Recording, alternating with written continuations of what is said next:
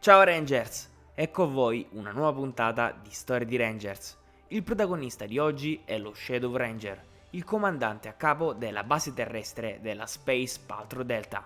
Iscriviti per non perderti nessun video. Kruger incontrò sua moglie Alcinia quando entrambi erano membri dell'Accademia della SPD sul loro pianeta natale, Sirio.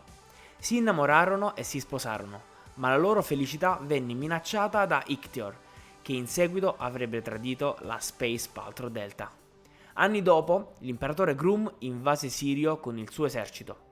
Kruger e i suoi compagni siriani formarono la prima forza di combattimento della Space Patrol Delta per difendere il pianeta.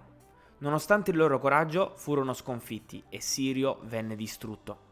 Durante la battaglia, il generale Benag guidò un feroce attacco contro la squadra di Kruger. Alcinia, la moglie di Kruger, fu dispersa e credendo che Kruger fosse morto, Benag lo abbandonò sul pianeta. Al suo risveglio, Kruger trovò Sirio deserto, con la popolazione siriana annientata.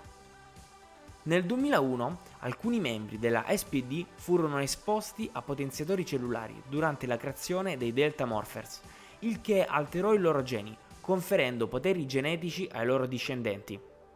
La SPD decise di mantenere segreta questa informazione e Kruger fu incaricato di sorvegliare i figli dei membri coinvolti. Successivamente, Kruger si trasferì sulla Terra, dove venne nominato comandante della Space Patrol Delta. Qui guidò le squadre A e B. Quando la squadra A si disperse durante una missione, Kruger selezionò personalmente i membri della squadra B: Jack come Red Ranger, Sky come Blue Ranger, Bridge come Green Ranger, Elizabeth come Yellow Ranger e Sydney come Pink Ranger. Il passato di Kruger tornò a tormentarlo quando il generale Benag arrivò sulla Terra.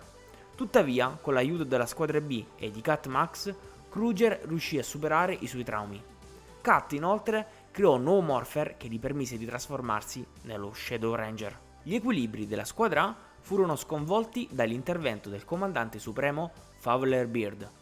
Dopo aver osservato l'operato dei Rangers, Beard decise di dividere il team, ma Kruger ritenne la decisione pericolosa e disobbedì, venendo sollevato dal suo incarico.